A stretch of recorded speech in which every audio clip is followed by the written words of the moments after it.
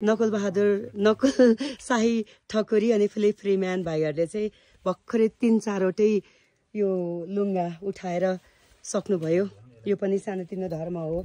यो पनि एउटा समाजको लागि केही सकारात्मक पाइलाहरू हो भनौँ न। हामी यसरी बढी मालिकामा आइरहेछौँ। दामी यता त भिड त कुरै नगरौँ, कस्तो दामी छ। फेरि म भिड देखाउँछु है। अबि दामी, यहाँबाट खस्यो भने के हुन्छ। सो नमस्कार सबैजनालाई। बढी मालिका मन्दिरबाट, बढी मालिका बाजुराबाट। बढी मालिका मन्दिरमा पूजा गर्दै थियौँ। यता पछाडि लिङ्गोहरू पुरै ढलेको रहेछ क्या।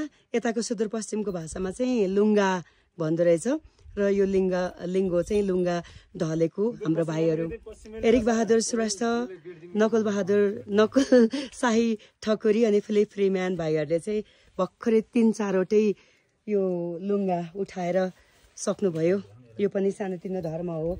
यो पनि एउटा समाजको लागि केही सकारात्मक पाइलाहरू हो भनौँ न।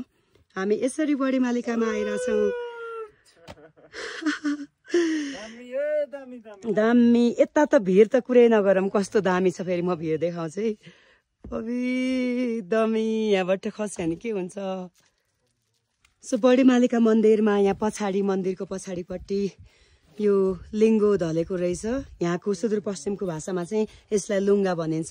र हाम्रो भाइ नकुल शाही ठकुरी, फिलिप फ्रीम्यान, एरिक बहादुर श्रेष्ठ, मेरो प्यारो भाइहरूले चाहिँ उठाएर जस्ताको तस्तै बनाइँदै हुनुहुन्छ।